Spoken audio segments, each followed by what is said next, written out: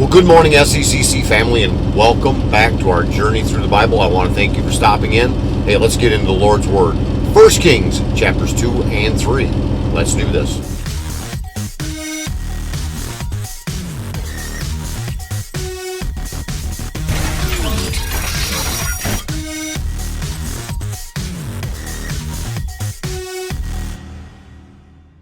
First Kings chapter 2. When David's time to die drew near, he commanded Solomon his son, saying, I am about to go the way of all the earth. Be strong and show yourself a man, and keep the charge of the Lord your God, walking in his ways and keeping his statutes, his commandments, his rules, and his testimonies, as it is written in the law of Moses, that you may prosper in all that you do and whatever you turn, that the Lord may establish his word that he spoke concerning me, saying, If your sons pay close attention to the way, to walk before me in faithfulness with all their hearts and with all their souls, you shall not lack a man on the throne of Israel. Moreover, you also know that what Joab the son of Zeruiah did to me, how he dealt with the two commanders of the armies of Israel, Abner the son of Ner, and Amasa the son of Jether, whom he killed, avenging in time of peace for blood that had been shed in war, and putting the blood of war on the belt around his waist and on the sandals of his feet. Act therefore according to your wisdom, but do not let his gray hair go down to Sheol in peace, but deal loyally with the sons of Barzillai the Gileadite, and let them be among those who eat at your table. For with such loyalty they met me when I fled from Absalom your brother. And there is also with you Shimei the son of Gera, the Benjaminite from Bahurim, who cursed me with a grievous curse on the day when I went to Mahanaim. But when he came down to meet me at the Jordan, I swore to him by the Lord, saying, I will not put you to death with a sword. Now therefore, do not hold him guiltless, for you are a wise man. You will know what you ought to do to him, and you shall bring his gray head down with blood to Sheol. Then David slept with his fathers and was buried in the city of David. And the time that David reigned over Israel was 40 years. He reigned 7 years in Hebron and 33 years in Jerusalem. So Solomon sat on the throne of David his father, and his kingdom was firmly established. Then Adonijah the son of Haggith came to Bathsheba the mother of Solomon, and she said, Do you come peacefully? He said, Peacefully. Then he said, I have something to say to you. She said, Speak. He said, You know that the kingdom was mine, and that all Israel fully expected me to reign. However, the kingdom has turned about and become my brother's, for it was his from the Lord. And now I have one request to make of you. Do not refuse me. She said to him, Speak. And he said, Please ask King Solomon, he will not refuse you, to give me Abishag the Shunammite as my wife. Bathsheba said, Very well, I will speak for you to the king.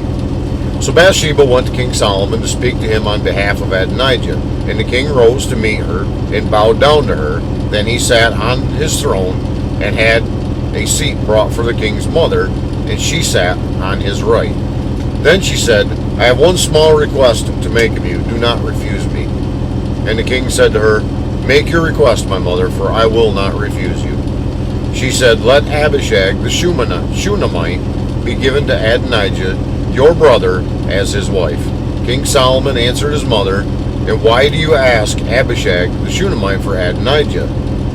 Ask for him the kingdom also, for he is my older brother, and on his side are Abiathar the priest and Joab the son of Zeruiah.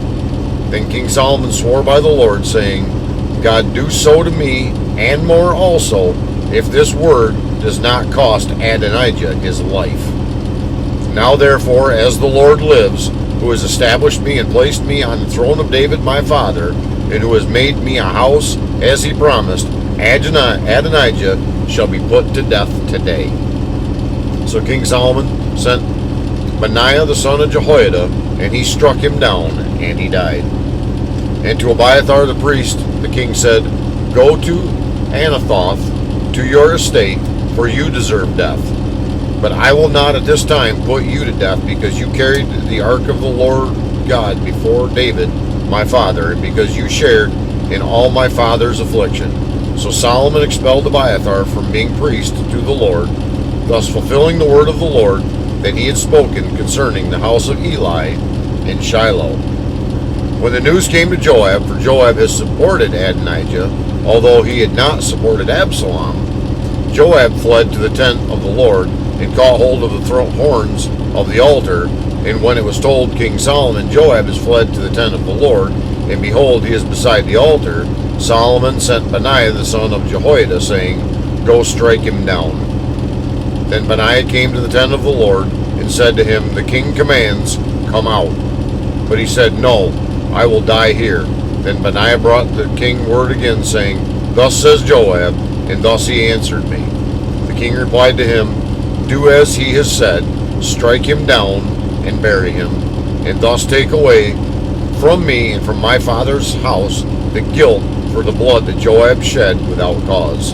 The Lord will bring back his bloody deeds on his own head, because without the knowledge of my father David he attacked and killed with the sword 2 men more righteous and better than himself. Abner the son of Ner commanded the army of Israel, and Amasa the son of Jether commanded the army of Judah. So shall their blood come back on the head of Joab and on the head of his descendants forever. But for David and his descendants, for his house, and for his throne, there shall be peace from the Lord forevermore. Then Benaiah the son of Jehoiada went up and struck him down and put him to death, and he was buried in his own house in the wilderness. The king put Benaiah the son of Jehoiada over the army in place of Joab, and the king put Zadok the priest in the place of Abiathar. Then the king sent and summoned Shimei and said to him, Build yourself a house in Jerusalem and dwell there, and do not go out from there to any place whatsoever. For on the day you go out and cross the brook Kidron, know for certain that you shall die. Your blood shall be on your own head. And Shimei said to the king, What you say is good. As my lord the king has said, so will your servant do. So Shimei lived in Jerusalem many days. But it happened at the end of 3 years that 2 of Shimei's servants ran away to Achish, son of Maacah, king of Gath. And when it was told Shimei, Behold, your servants are in Gath, Shimei rose and saddled a donkey and went to Gath to Achish to seek his servants. Shimei went and brought his servants from Gath. And when Solomon was told that Shimei had gone from Jerusalem to Gath and returned, the king sent and summoned Shimei and said to him, Did I not make you swear by the Lord and solemnly warn you, saying, Know for certain that on the day you go out and go to any place whatsoever you shall die? And you said to me, What you say is good, I will obey. Why then have you not kept your oath to the Lord and the commandment which I have commanded you? The king also said to Shimei, You know in your own heart all the harm that you did to David my father. So the Lord will bring back your harm on your own head. But King Solomon shall be pleased, and the throne of David shall be established before the Lord forever. Then the king commanded Benaiah the son of Jehoiada, and he went out and struck him down, and he died. So the kingdom was established in the hand of Solomon. 1 Kings chapter 3. Solomon made a marriage alliance with Pharaoh, king of Egypt. He took Pharaoh's daughter and brought her into the city of David, until he had finished building his own house and the house of the Lord and the wall around Jerusalem. The people were sacrificing at the high places. However, because no house had yet been built for the name of the Lord, Solomon loved the Lord, walking in all the statutes of David his father. Only he sacrificed and made offerings at the high places. And the king went to Gibeon to sacrifice there, for that was the great high place. Solomon used to offer 1,000 burnt offerings on that altar. At Gibeon the Lord appeared to Solomon in a dream by night, and God said, Ask what I shall give you. And Solomon said, You have shown great and steadfast love to your servant David my father, because he walked before you in faithfulness, in righteousness, and in uprightness of heart toward you. And you have kept for him this great and steadfast love, and have given him a son to sit on his throne this day. And now, O Lord my God, you have made your servant king in place of David my father. Although I am but a little child, I do not know how to go out or come in. And your servant is in the midst of your people, whom you have chosen, a great people, too many to be numbered or counted for multitude. Give your servant, therefore, an understanding mind to govern your people, that I may discern between good and evil, for who is able to govern this, your great people? It pleased the Lord that Solomon had asked this. And God said to him, because you have asked this, and have not asked for yourself long life or riches, or the life of your enemies, but have asked for yourself understanding to discern what is right, behold, I now do according to your word. Behold, I give you a wise and discerning mind, so that none like you has been born before you, and none like you shall arise after you. I give you also what you have not asked, both riches and honor, so that no other king shall compare with you all your days. And if you will walk in my ways, keeping my statutes and my commandments, as your father walked, then I will lengthen your days. And Solomon awoke, and behold, it was a dream. Then he came to Jerusalem and stood before the ark of the covenant of the Lord, and offered up burnt offerings and peace offerings, and made a feast for all his servants. Then 2 prostitutes came to the king and stood before him. The one woman said, O my lord, this woman and I live in the same house, and I gave birth to a child while she was in the house.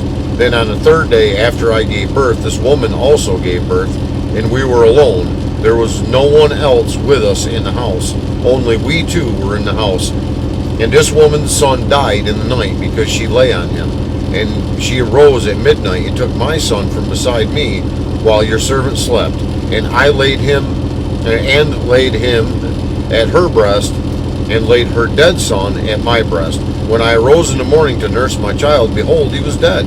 But when I looked at him closely in the morning, behold, he was not the child that I had born. But the other woman said, No, the living child is mine, and the dead child is yours.